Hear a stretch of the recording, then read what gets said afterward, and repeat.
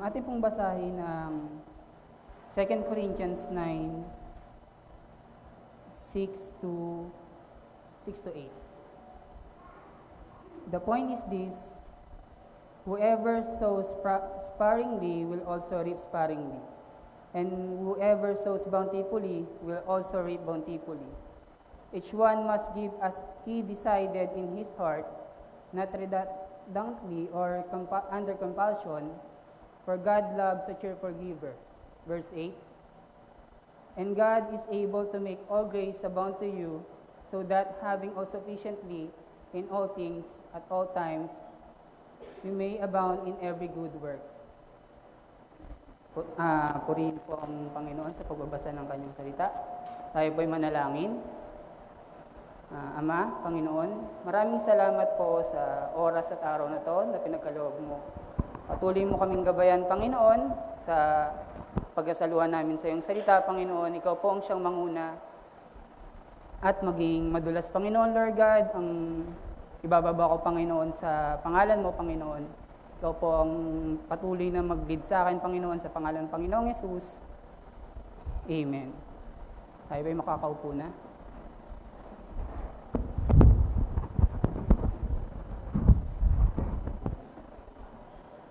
Low. Yeah. Sound? Okay po. Sinulat ni Pablo ang ikalawang Korinto sa Macedonia noong AD 55 or 56. Isang taon matapos niyang isulat ang unang Korinto at isang taon bago niya sinulat ang liham sa mga taga-Roma. Pinapakita ng ikalawang Korinto ang komplikadong relasyon ni Pablo sa simbahan sa mga taga-Korinto. Una, plano niyang maglakbay mula sa Efeso, dumaan sa Macedonia, at pumunta sa Korinto, bago magtungo sa Jerusalem para ihatid ang perang nakolekta para sa mga mananampalataya sa Judea. Pinadala niya si Timoteo sa Korinto para nadatnan nito ang simbahan, pero nadatnan nito na ang simbahan ay magulo, marahil dahil sa mga kalaban ni Pablo. Kaya pumunta si Pablo mismo sa Korinto para ayusin ang mga problema bago pumunta sa Macedonia. Pero naging masakit ang pagbisita niya dahil sa paghihimagsik ng simbahan, kaya umalis siya nang hindi gumaganti. Pagbalik sa Efeso, pinadala ni Pablo si Tito na may dalang mahigpit na liham na nagbabala sa mga taga-Korinto tungkol sa paghuhukom ng Diyos. Kung hindi sila magsisisi, iniulat ni Tito na karamihan ay nagsisi na nagdulot ng malaking kagalakan kay Pablo. Pero may mga pasaway pa rin na patuloy sa paghihimagsik. Kaya sinulat ni Pablo ang ikalawang Korinto mula sa Macedonia at inasahan ng isang ikatlong pagbisita para ayusin ang mga natitirang problema bago magtungo sa Jerusalem. Pinapaalahanan ni Pablo ang mga taga-Korinto sa pangako nilang magbigay. Ang mga taga-Macedonia at iba pang mga iglesia ay nagbigay sa mga nangangailangan sa iglesia. Kahit na ang mga taga-Macedonia ay may mga pangangailangan din. Nagbibigay sila ayon sa kanilang makakaya. Pinadala ni Pablo si Tito para ihanda ang kanilang pinangakong tulong. Pinagmalaki ni Pablo sa mga taga-Korinto ang mga taga-Macedonia na kahit sila'y nangangailangan, nagbibigay pa rin sila ng kanilang makakaya upang matulungan ng mga iglesyang mas nangangailangan. Kung napapansin nyo, ang ating sermon ay tungkol sa pagbibigay, sapagkat ito ang tatalakayin natin ngayon. At ang sermon title natin ay Faithful and Cheerful Giving. Nahahati sa tatlo ang sermon natin ngayon. Una ay ang giving despite being in need. Pangalawa ay giving with joy. At pangatlo ay giving in thanksgiving. Ang una ay ang giving despite being in need sa 2 Corinthians 9, 1-6. Atin pong buksan ang ating mga Biblia.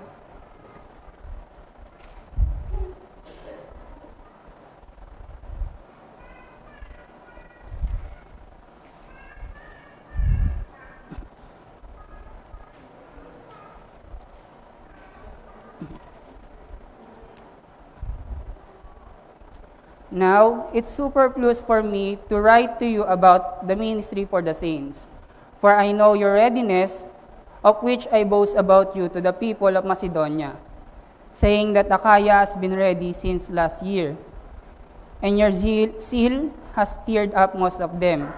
But I am sending the brothers so that our boasting about you may not prove empty in this matter, so that you may be ready, as I said you would be. Otherwise, if some Macedonians of you, for being so confident, so I thought it necessary to urge the brothers to go on ahead to you and arrange in advance for the gift you have promised, so that it may be ready as willing gift, not as an extraction.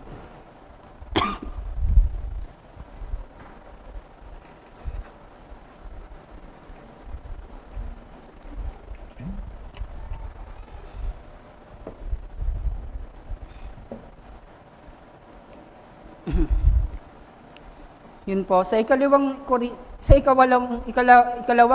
8, pinakita ni Pablo ang halimbawa ng mga taga-Macedonia sa kanilang pagbibigay.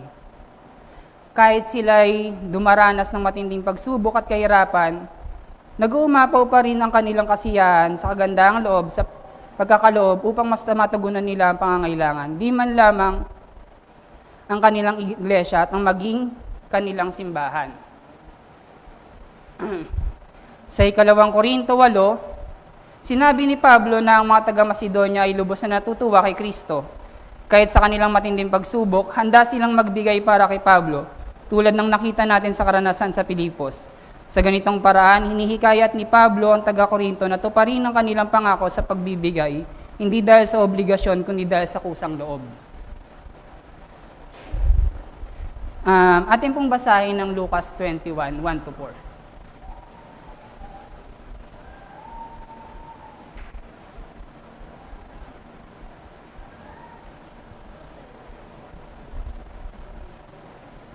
Kung nandiyan na po kayo, sabay-sabay po natin, basahin po natin.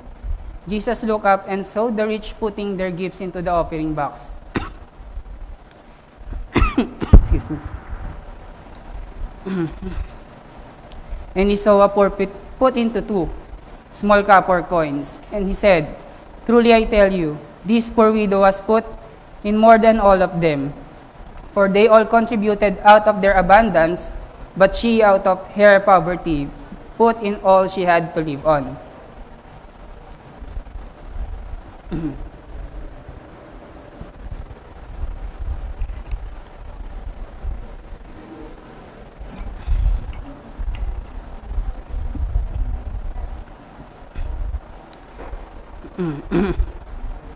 Ibinigay ng balo ang lahat ng kanyang ari-arian.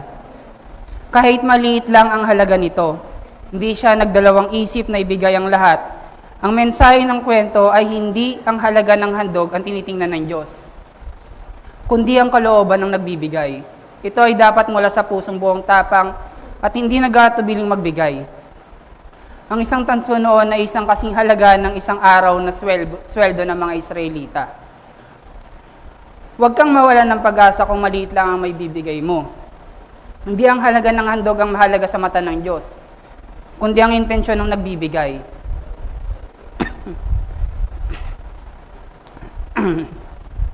Kahit mahihiya ka sa iyong handog, huwag kang magatubiling magbigay. Hindi mo kailangan makipagkompetensya sa iba. Tandaan ang mahalaga ay kagustuhan mong magbigay at magalak sa pagbibigay. Hinimok ni Pablo ang mga taga-Korinto na tuparin ang kanilang pangako magbigay, hindi bilang isang obligasyon.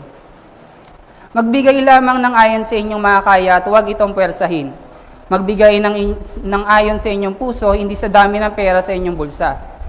Tandaan ang masayang pagbibigay hindi tungkol sa laki ng halaga, kundi sa kagalakan at kasiyahan sa inyong puso sa pagbibigay.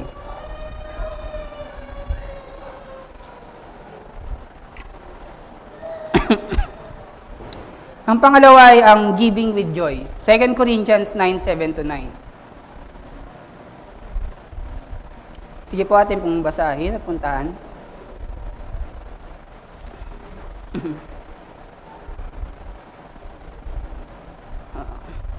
Each one must give as is decided in his heart, not reluctantly or under compulsion, for God loves a cheerful giver, and God is able to make all grace abound to you, so that having all sufficiency In all things, at all times, you may abound in every good work.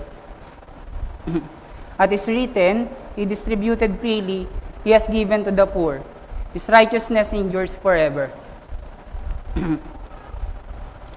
Tinitingnan ng Diyos ang puso ng nagbibigay, anuman ang estado ng kanyang buhay.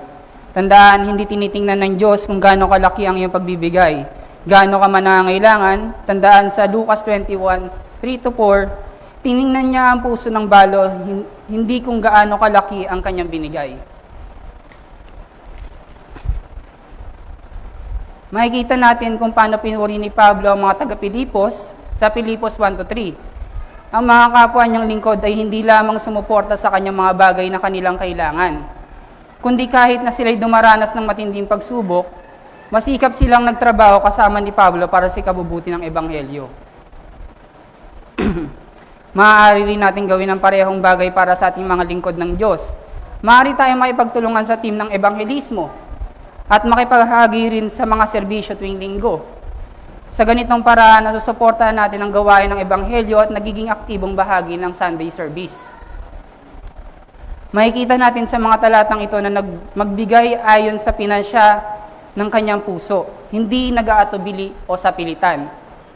Ang desisyon sa puso ang unang hakbang sa pagbibigay ng handog sa Diyos na walang pag-aalinlangan or not reluctantly at hindi napipilitan o under compulsion. Mahal ng Diyos ang masayang nagbibigay, sabi nga sa Lucas 21, ipinakita ng balo ang isang halimbawa na tinuro ng ating Panginoon sapagkat binigay niya ang lahat ng meron siya. Magbibigay ang Diyos ng masaganang biyaya sa pamamagitan ng mabubuting gawa. Kung masaya kang magbibigay, makakamtan mo ang kasiyahan sa Diyos at magiging kontento ka sa iyong sarili. Mamumuhay ka sa katwiran ayon sa kanyang kalooban at marami kang matatanggap na mga biyaya. Ang mga pangangailangan ng simbahan ay matutugunan sa pamamagitan ng iyong pinansyal na suporta. Marami tayong kailangan bayaran tulad ng bayarin sa kuryente ng tubig. Dahil dito tayo may kaginhawaan, meron tayong air conditioning na nagpapahintulot sa atin sumamba sa Diyos ng maayos at hindi natin nararamdaman ng init, itong tag-init. Higit pa doon, mainam na isa tayo ang sumuporta sa pangangailangan sa outreach natin sa Bagong Pook.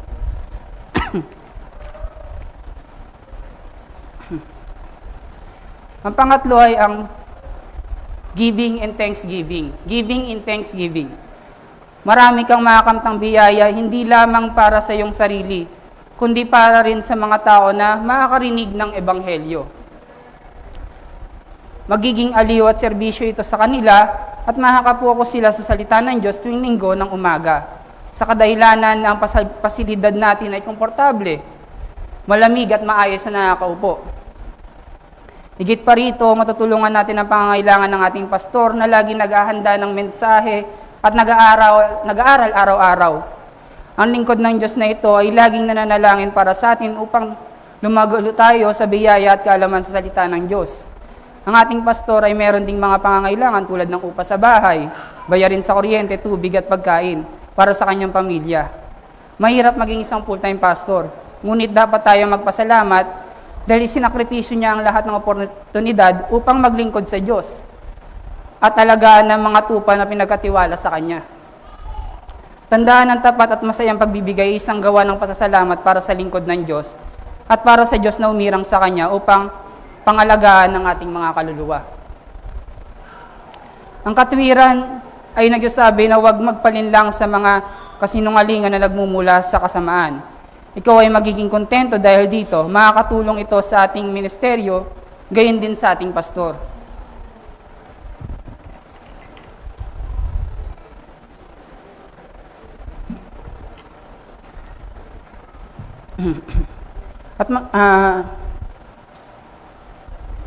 At makakatulong ito sa ating simbahan at sa mga pangangailangan at bayarin ng simbahan. Ilan ba sa atin ang nagbabasa dito ng ulat pinansyal ng ating simbahan? Ilan po sa atin ang nagbasa na dyan sa wall ng ating pangangailangan? Tunay ka bang may malasakit sa ating simbahan? Maaari mong sabihin na mahal mo ang Diyos, ngunit kung hindi mo mahal ang simbahan at hindi ito sapat. Hindi mo maaaring sabihin mo, mahal mo ang ulo, ngunit hindi ang katawan. Tayo ay mga miyembro ng tipan, hindi lamang ng simbahan, kundi ng katawan ni Kristo. Isipin mo ito, hindi ka nagbibigay dahil sa iyong tungkulin. Nagbibigay ka bilang pasasalamat sa Diyos, dahil siya ang unang masayang nagbigay nang ibinigay niya ang kanyang bugtong na anak upang mamatay para sa ating kasalanan. Kahit siya ay puno ng yaman at kaluwalhatian, tinanggap niya ang kaharian dito para sa iyo. Tinanggap niya ang kahirapan dito para sa iyo. Hindi tayo karapat-dapat na makasama siya. Tayo ay makasalanan, mga magnanakaw, mamamatay tao, mga ngalunya at sinungaling. Nararapat tayo mapunta sa impyerno. Ngunit pinakadakilang handog ay si Jesus. Wala nang higit pa. Sinakripisyo niya ang kanyang sarili upang tiparin ang pinakamalaking pangangailangan para sa ating mga kasalanan. Yun ang kamatayan sa krus ng Kalbaryo. Pagkatapos niyang ihandog ang kanyang sarili, siya'y nabuhay mula sa ikatlong araw. Ngayon tayo nagagalak dahil hindi natin kailangan mag-alay ng anuman. Lahat ng handog ay natupad na sa krus nang siya'y namatay, nilibing at muling nabuhay. Hindi lamang tayo kasapi ng tipan ng simbahan. Tayo ay isang pamilya ng Diyos. Tandaan na hindi tayo nagbibigay bilang isang obligasyon na may pag-aalilangan o sapilitan, kundi mula sa puso o isang handog na kusang loob at buong kagalakan.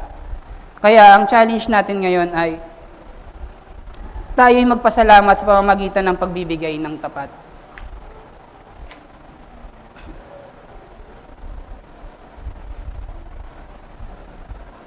Lagi nating tatandaan na kahit tayo ay nakakapagbigay ay di pa rin ito nagiging sapat. Kung titingnan natin na malaki ang budget natin sa evangelism team, subalit kailangan pa rin natin magbigay dahil ito ay ginagamit sa evangelism at hindi sa internal na pangangailangan ng simbahan. Maraming kailangan paglaanan ng simbahan. Bakit di tayo magbigay sa pamamagitan ng pagpapasalamat dahil tayo ay niligtas? Ayaw nyo bang tayo ay maging sentro naman ng pinagkukunan sa pangangailangan natin? Bakit di naman manggaling sa bulsa natin ng suporta sa evangelism? At bigyan ng malaking budget ang pangangailangan ng simbahan. Laging kapos tayo sa bayarin at minsan abono pa. Pero tandaan at ipanalangin maigi ang pagpapasya ng ating puso. Ang motibasyon ng giving ay worship. Tandaan kung nasanay tayo dati na nagbibigay lang tayo because of selfishness, ngayon isipin natin na ito'y worship.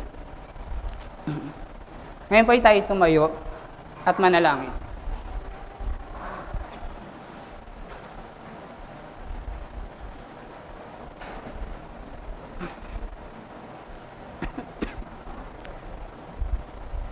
Panginoon, salamat sa paalala na kailangan namin suportahan ng iyong simbahan. Nagbibigay kami hindi dahil kailangan namin ng kapalit, kundi bilang pasasalamat sa iyong pagliligtas sa amin mula sa galit ng Ama. Paalalahanan mo kami na magbigay kahit kami ay may mga pangangailangan, sapagkat tinuruan mo kami na madaling magbigay kapag kami sagana, ngunit mahirap kapag kami nangangailangan. Naway may sa buhay namin ito sa aming pang-araw-araw na pamumuhay. Ito ang aming dalangin sa pangalan ni Jesus. Amen. Tayo pa'y mawit ng isang hinat.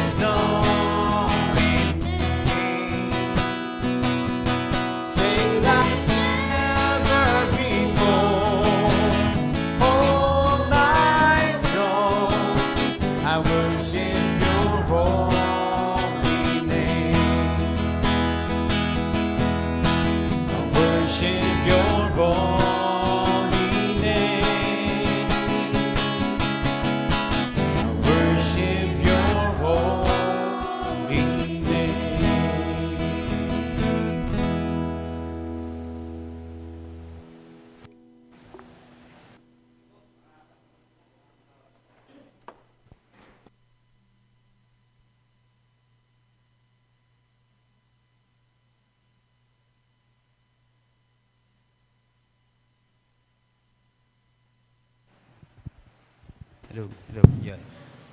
Okay na po. So, praise God. Sa umaga pong ito, I would like to commend si Elder Berhel. This is the first time po na siya ay nag-preach sa atin po as an elder. And habang nangangaral po siya kanina ay talagang panay din ang panalangin ko. Alam niyo naman po yung kanyang kalalagayan. Ilang months ago? 3 months pa lang nang siya po ay na mild stroke. So, nung mga unang araw na napagdaanan niya po yun, ay nawalan ka ng,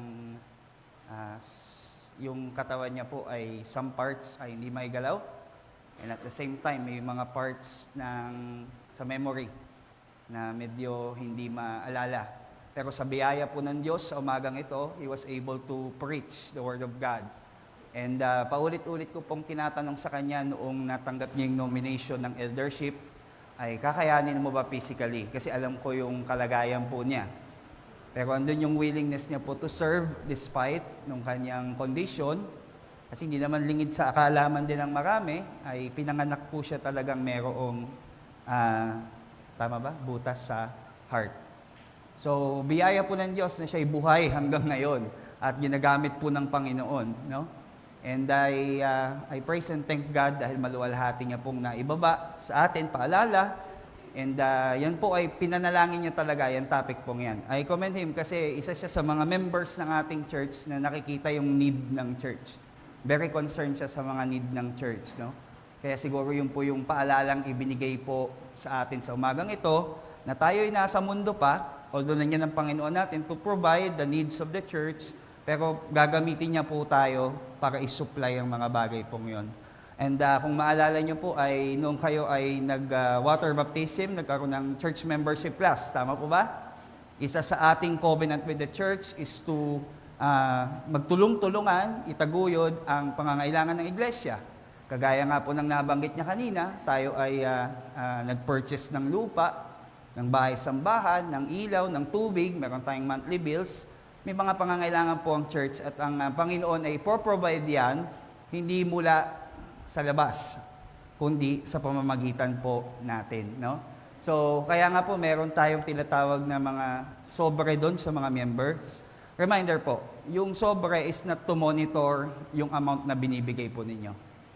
Yung sobre po is a reminder for us that we have a covenant with God and with the church to give. At hindi lang basta to give. No? Hindi lang po basta pagbibigay. Narinig natin kanina, to give cheerfully. At hindi po begrudgingly or napipilitan. No? Kasi ang katotohanan po talaga ang church natin ay may pangangailangan. Blessed tayo ng Panginoon when it comes to missions kasi mayroong pong nagtutulong sa atin when it comes to mission. Pero yung pangkalooban na pangangailangan ng church, tayo po nagtataguyod yan. Actually, yun pong ating outreach dun sa Bagong Pook, wala pong kinukuha mula sa ating collection doon. Yun po ay biyaya ng Diyos na may missionaries na tumutulong sa atin every month na nagre-release ng fund para doon and sinusulit po din natin buwan-buwan yon. Naka-audit po talaga yon by the hanggang sa sentabo. No? At yun ay hindi po yun gawain pa natin. Yun ay tulong pa ng international ministry. Pero dito po sa atin, sa daily operations ng ating church, monthly operations, ay doon po tayo medyo nagkukulang. At hindi po natin yung itinatago sa mga member. Because yan po ay kailangan nating lahat na itaguyod bilang iglesia. So, I encourage everyone po, kung ikaw ay member ng church, I would like to remind you yung ating covenant to give cheerfully para sa pangangailangan ng church. And I encourage everyone to use yung sobre.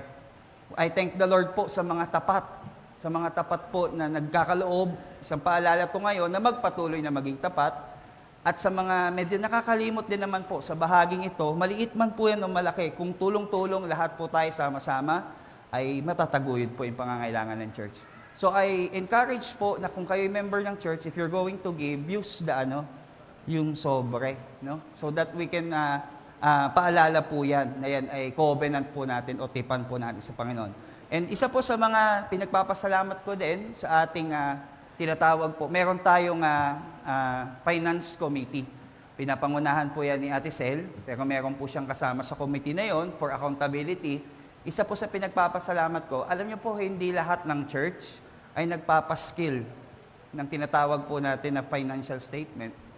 Pero tayo, nagpapaskill po tayo. I would like to commend also the Finance Committee for the transparency para makita po natin na lahat ng ating koleksyon para po sa gawain ng Panginoon ay transparent po tayo, no? And yun nga, kagaya ng binanggit po kanina ni Brother Berhel, no? Kita natin the early church practice talaga nila na itaguyod po ang gawain ng Panginoon, no? Makikita natin po doon na ang Panginoon ay tumitingin sa condition of our heart, not sa amount nung ibinibigay po natin. But I believe po na, alam ko po na maliit man yan o malaki, yan ay makakatulong sa gawain ng Panginoon. It is good na tayo ay naglilingkod, nagbibigay tayo ng time sa ministry, nagbibigay po tayo ng ating panalangin sa ating mga leaders, pero ang bawat isa po sa atin ay pinapaalalahanan na tayo po ay magkaloob. Remember po, yung sabi kanina ni Brother Berhel, part ng worship po natin ang pagbibigay. Ang pagkakaloob po ng mayroong kagalakan. Part po ng worship yan. We do not give para bang investment sa Lord na magbibigay ako, Lord, pagpalain mo ako. Magbibigay ako, Lord, protektahan mo ako. Hindi po yun ang motive sa giving. Ang motive sa giving ay thanksgiving. Nagpasalamat tayo sa biyaya ng Panginoon at sa ating pagbibigay, yung church ay naisusulong pa rin yung biyaya ng Diyos para sa ikaliligtas din naman ng iba. So, yun po ang ating paalala. If ikaw ay member ng church, isa sa mga applications na pwede natin gawin ngayon, and it's not just to give anonymously. Gamitin po ninyo yung inyong sobre doon. No? Kasi yan po ay part ng ating covenant or tipan sa Panginoon. So, yun po yung ating message sa umagang ito for our